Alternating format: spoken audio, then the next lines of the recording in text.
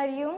मेरा नाम वैशाली परमार है। मैं 12वीं कक्षा में पढ़ती हूँ और सन 2005 से मैं इस गुरुकुल में अध्ययनरत हूँ। मेरे 2 भाई हैं, वो भी इस गुरुकुल में पढ़ते हैं।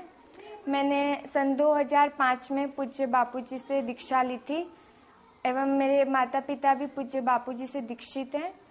दीक्षा लेने के बाद मेरे जीवन में अनेकों परिवर्तन आए और मेरे जीवन को एक नई दिशा मिली। मेरे माता पिता ने मुझे इस गुरुकुल में उत्तम संस्कार और उत्तम शिक्षा के लिए भेजा है और यहाँ पर हमें शैक्षणिक विद्या के साथ साथ व्यवहारिक ज्ञान भी सिखाया जाता है कि माता पिता एवं अपने गुरुजनों का आदर कैसे करते हैं, परीक्षा में कम मेहनत से अधिक अंक प्राप्त करते हैं, इसकी शिक्षा दी जाती है। मैं अभी कक्षा 12वीं में पढ़ रही हूँ, लेकिन जब 10वीं में पढ़ती थी तब मैंने 90% अंक बनाए थे और इससे मेरे माता पिता और मेरे गुरुजन मुझसे बहुत प्रसन्न हुए थे। गुरुकुल में हमें प्रत्येक प्रकार का ज्ञान दिया जाता है जो जीवन में आवश्यक है।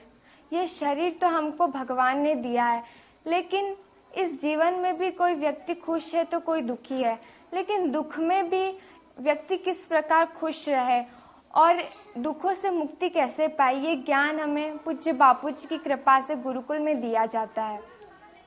इस संसार में कितने ही व्यक्ति हैं जो बहुत धनाढ़ हैं, उनके पास किसी भी सुख सुविधा की कमी नहीं है, लेकिन फिर भी वे दुखी हैं। क्यों? क्योंकि उनके जीवन में जीवन जीने की कला नहीं है, गुरुदेव का ज्ञान नहीं है।